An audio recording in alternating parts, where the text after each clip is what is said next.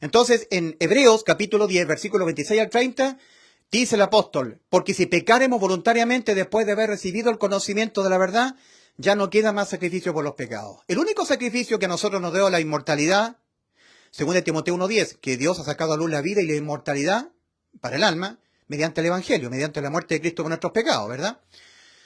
El único sacrificio que nos ha dado inmortalidad al alma fue el sacrificio de Cristo. Y si tú no lo creíste, ya para ti no hay más sacrificio por los pecados. No hay ninguna cosa más que tú puedas hacer o dejar de hacer, a menos que creas en el sacrificio de Cristo, que le dé vida eterna a tu alma. No queda más sacrificio por los pecados, sino una horrenda expectación de juicio y del borde de fuego que ha de devorar a los adversarios. El que viola la ley de Moisés por el testimonio de 2 o 3 testigos muere irremisiblemente. ¿Cuánto mayor castigo pensáis que merecerá el que pisoteare al Hijo de Dios y tuviere por inmunda la sangre del pacto en la cual él fue santificado e hiciera afrenta al Espíritu de gracia? Entonces, pecar voluntariamente después de haber recibido el conocimiento de la verdad no es saber que no hay que mentir y yo miento, estoy pecando voluntariamente. No. Es después de haber recibido todo este conocimiento. Después de haber recibido el conocimiento de la verdad, que Cristo nos dio inmortalidad al alma cuando Él murió por nuestros pecados en la cruz, que nos dio la vida eterna, y tú te rehusas creerlo. Eso es pecar voluntariamente después de haber recibido el conocimiento de la verdad. Porque en Hebreos 10, versículo 14 dice, porque con una sola ofrenda hizo perfectos para siempre a los santificados. Y en Hebreos 10, versículos 17 al 18 dice, y nunca más me acordaré de vuestros pecados y transgresiones, porque donde hay remisión de estos, no hay más ofrendas por el pecado. Donde todos los pecados del mundo fueron remitidos a Cristo y Él los pagó todos en vez de nosotros, ya no tienes que hacer nada más tú. Habiendo dicho todo eso, ahora tenemos Hebreos 10, versículos 26 al 30. Porque si pecaremos voluntariamente después de haber recibido el conocimiento de la verdad. ¿Qué es lo que es pecar voluntariamente después de haber recibido el conocimiento de la verdad? Rehusar creer adrede en el Hijo. Juan 3:36. El que cree en el Hijo de Dios, yo le doy vida eterna, dijo el Hijo de Dios. Lo creo, tengo vida eterna. El que cree en el Hijo de Dios tiene vida eterna. Pero el que rehúsa creer en el Hijo no verá la vida, sino que la ira de Dios permanece sobre él. Rehusar creer es decir que la salvación se pierde. Que cuando la persona se arrepiente y cree en el Evangelio, entra al nuevo pacto, si ahora peca, pierde la salvación. O si hace cualquier cosa, pierde la salvación. Eso es pecar voluntariamente. Eso es pecar contra Cristo. Cristo dijo, el Consolador, cuando venga a ustedes, Él convencerá al mundo de pecado, de justicia y de juicio. Juan 16:8. Juan 16:9, de pecado por cuanto no creen en mí. Este es el pecado que ahora es penal, no creer en Cristo. Cristo dijo, yo le doy vida eterna, Juan 10:28. Y en Juan 19:30 la consumó. Consumado es y entregó su espíritu. Ya te salvó de que tú tengas que ir al infierno. Te salvó. Entonces tu misión es ahora verte totalmente con vida eterna. Esa es tu misión. Tú tienes que entenderte salvado del infierno. Que no hay pecado que tú cometas en esta vida que a ti te condene tu alma al infierno. Los pecados tuyos que cometerás te van a condenar moralmente. No serás librado de las tremendas consecuencias morales, condenas morales por pecar, de eso no serás librado. Pero de la condena penal, muerte del alma, sí fuiste librado hace más de 2000 años atrás en la cruz del Calvario. Ahora la condena al infierno es por no creer, o por rehusar creer, o por creer, pero exento de fe, que para Dios es otra forma de no creer, por no arrepentirse, porque toda la salvación es por la fe. La fe tiene que ver con el arrepentimiento, porque el arrepentimiento es un cambio radical en la forma de creer. En primera instancia, la persona no se ve condenada, porque él dice que no le ha hecho mal a nadie. Pero cuando se mira en la ley de los mandamientos, que sirve para el conocimiento del pecado y para guiar al alma a Cristo, entiende que está condenado y mira a Cristo la persona, el único Salvador. Y entiende lo que Cristo hizo por nosotros. Nos ha sustituido judicial y condenatoriamente toda nuestra vida terrenal.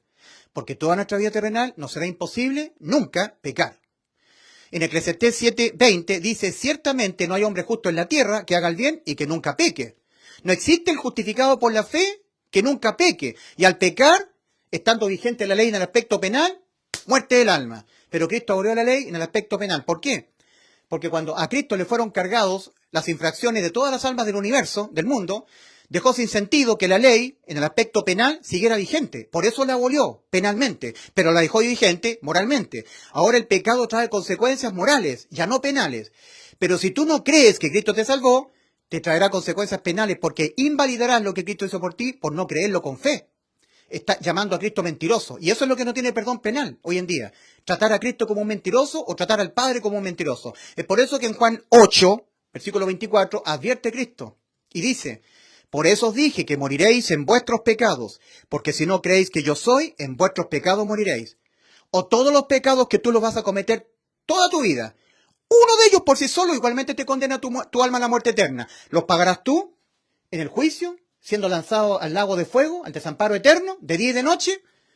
¿O ahora, antes de que tu cuerpo muera y tu alma salga de tu cuerpo a la eternidad, crees que Cristo hace 2000 años atrás te los pagó todos y te dejó tu alma con vida eterna? Entonces, dos preguntas al cierre de esta exposición bíblica. Primera pregunta, ¿murió Cristo por los pecados de usted? ¿Sí o no? Si Cristo murió por los pecados míos, yo tengo vida eterna. Yo no puedo ser condenado a la muerte de mi alma por los pecados de mi alma, porque los pecados de mi alma los asumió Cristo, su alma. Mi alma está muy triste hasta la muerte, dijo Cristo, Mateo 26:38.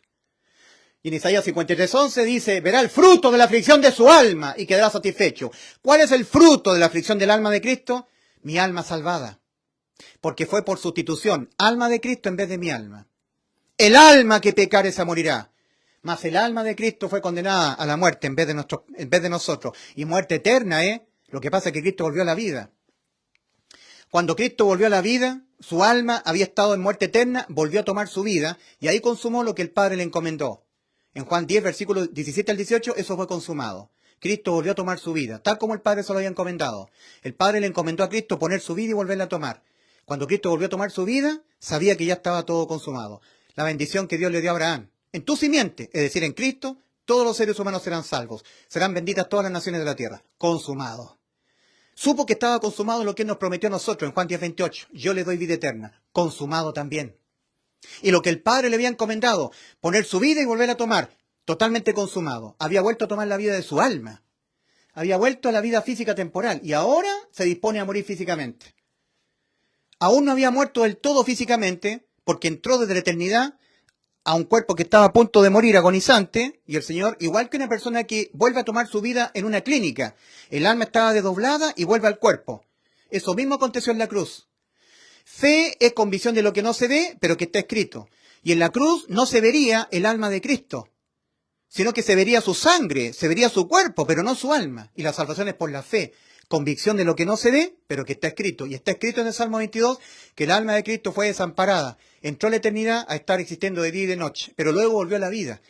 Volvió al espacio físico-temporal. Es algo que Dios nomás puede hacer. Nosotros, si nuestra alma entra en la eternidad en estado de desamparo, jamás podrá volver a la vida. Pero el alma de Cristo podía, y lo hizo Cristo y lo consumó, pagando el precio que nuestras almas debían pagar. Ya nosotros no tenemos que pagar ese precio, lo pagó Cristo completamente en forma cash, al contado, completamente pagado, en forma completa, concisa, absoluta. Pagó hasta el último centavo de la condena que yo debo pagar, porque fue Dios el que me salvó. En 2 Corintios 5:19 dice que Dios estaba en Cristo, reconciliando consigo al mundo, no tomándoles en cuenta a los hombres sus pecados, no tomándote en cuenta tus pecados, porque tus pecados los asumió Él y los pagó Él en vez de ti. No los tienes por qué pagar tú. Entonces, ¿murió Cristo por los pecados de usted? ¿Sí o no? Segunda pregunta, ¿tiene usted certeza de lo que le espera después de morir? ¿O anda en incerteza? No tiene seguridad de lo que le espera después de morir. Y para asegurarse, usted dice, yo creo en Cristo. O sea, usted halló a Cristo, pero no ha entrado, porque se entra por la fe. Y como usted halló, pero no entró, usted es creyente, evangélico.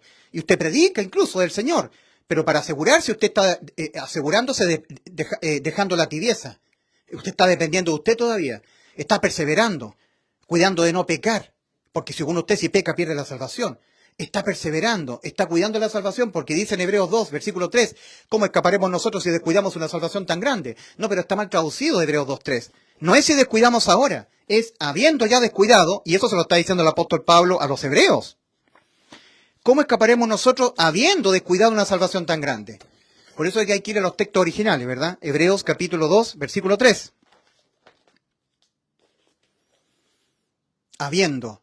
Los hebreos terminaron rechazando a Cristo. ¿Y cómo ustedes, hebreos, podrán ser salvos habiendo descuidado a Cristo, al Salvador, no creyendo en Él? Habiendo descuidado una salvación tan grande, no habiéndole puesto atención, no poniendo atención a las profecías que estaban apuntando a Cristo, no ponieron atención y no creyeron, descuidaron la salvación, no la creyeron. Habiendo descuidado, Pablo es hebreo, se identifica con la nación hebrea, por eso se hace parte, diciendo, ¿cómo escaparemos nosotros los hebreos? Pablo ya era salvo, ya los restos de los hebreos no. Es como que yo que soy chileno, yo soy salvo, tengo vida eterna, pero me hago parte con los chilenos.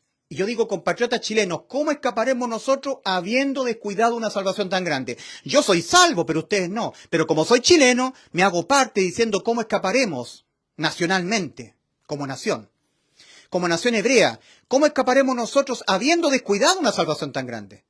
¿Cómo escaparán del infierno? La salvación quedó consumada en la cruz. La hacen efectiva creyéndola porque quedó consumada.